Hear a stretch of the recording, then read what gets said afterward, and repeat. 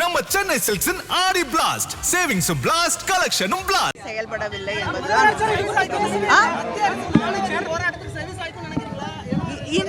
இல்லைங்க.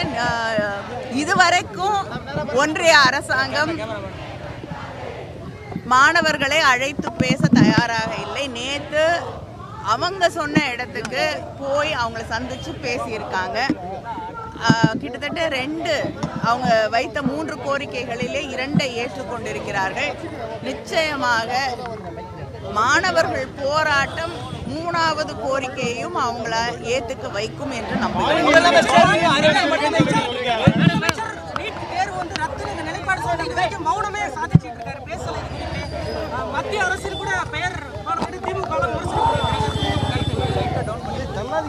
எனக்கு சில நேரங்களில் தமிழ்நாட்டில் இருக்கக்கூடிய ஆட்சியை பார்க்கும் பொழுது ஒரு பழைய எல்லாருக்கும் தெரிஞ்ச ஒரு பாட்டு தான் மௌனமான நேரம்னு. இது ஒருவேளை தமிழ்நாட்டுக்கு மௌனமான நேரமோ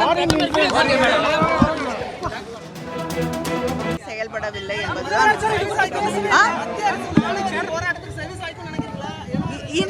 இல்லைங்க. இதுவரைக்கும் ஒன்றிய அரசாங்கம்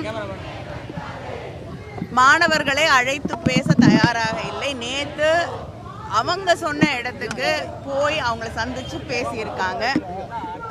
கிட்டத்தட்ட அவங்க வைத்த 3 கோரிக்கைகளிலே 2 ஏற்றுக்கொண்டிருக்கிறார்கள்.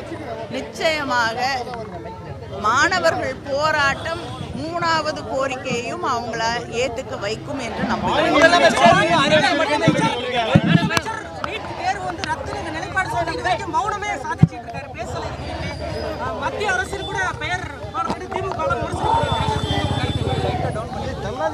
எனக்கு சில நேரங்களில் தமிழ்நாட்டில் இருக்கக்கூடிய ஆட்சியை பார்க்கும் பொழுது ஒரு பழைய எல்லாருக்கும் தெரிஞ்ச ஒரு பாட்டு தான் மௌனமான நேரம்னு. இது ஒருவேளை தமிழ்நாட்டுக்கு மௌனமான நேரமோ